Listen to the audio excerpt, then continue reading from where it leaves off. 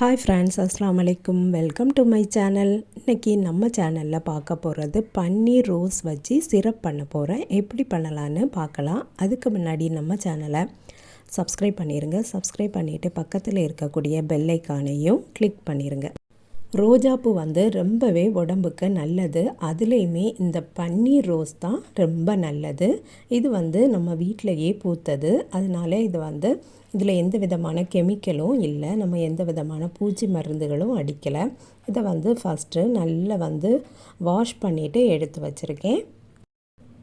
First ஒரு பாத்திரத்தை அடுப்பில் வச்சுருக்கேன். இதில் 2 கப்பு தண்ணீர் ஊற்றிடலாம். 2 கப்பு தண்ணீர் ஊற்றிருக்கிறதுனால 2 கப்பு சீனியும் ஆட் பண்ணிடலாம். இந்த சிரப்புக்கு வெள்ளை சீனி தான் ஆட் பண்ணணுமா, நாட்டு சர்க்கரையெல்லாம் ஆட் பண்ணக்கூடாதான்னு கேட்டிங்கன்னா அது உங்களோட விருப்பம்தான். நாட்டு சர்க்கரை வேணா கூட ஆட் பண்ணிக்கிடலாம். சீனி நல்லா கரைஞ்சதுக்கு அப்புறமா நம்ம எடுத்து வச்சுருந்த அந்த ரோஸ் பெட்டல்ஸையும் போட்டுடலாம். பெரிய பவுல் நிறைய வச்சுருந்தது அவ்வளோத்தையுமே நான் போட்டுட்டேன். அப்போந்தான் அந்த ரோஸோட ஃப்ராக்ரன்ஸ் அந்த தண்ணியில் இறங்கும். ரோஜாப்பூ உடம்புக்கு ரொம்பவே நல்லது. இதில் விட்டமின் சி அதிகமாக இருக்குது. அதனால் இது சருமத்தில் இருக்கக்கூடிய செல்களை பாதுகாக்குது. சீனி தண்ணீரில் இந்த ரோஜாப்பூ நல்லாவே கொதிச்சாச்சு. அதோட கலரே சேஞ்ச் ஆகிட்டு. இந்த பன்னீர் ரோஸில் நமக்கு கலர் கிடைக்க சான்ஸ் இல்லை.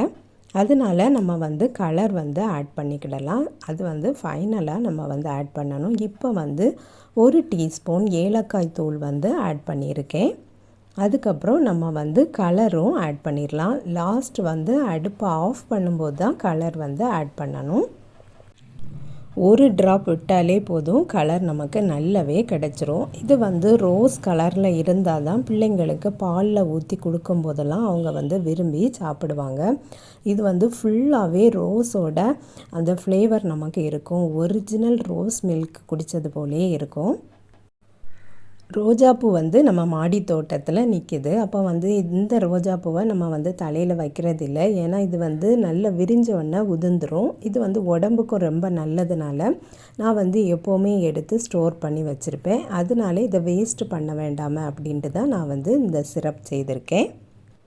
நல்ல ஆறுனதுக்கு அப்புறமா நம்ம ஒரு கண்ணாடி பாட்டிலில் ஊற்றி ஃப்ரிட்ஜில் வச்சு தான் இதை ஸ்டோர் பண்ணணும். நம்ம பால் காய்ச்சி வச்சுட்டு இதில் இருந்து ஒரு 2 டீஸ்பூன் எடுத்து மிக்ஸ் பண்ணி குடிக்கலாம். மற்றபடி ஃபலூடாவில் சேர்த்துக்கலாம். இதில் நான் ஃபில்டர் பண்ணி தான் நான் எடுத்து வச்சுருக்கேன். இதில் வரக்கூடிய அந்த ரோஜா பூவை கூட சாப்பிட்றலாம். ஏன்னா அது நல்ல ஒரு இனிப்பாட்டிருக்கும்.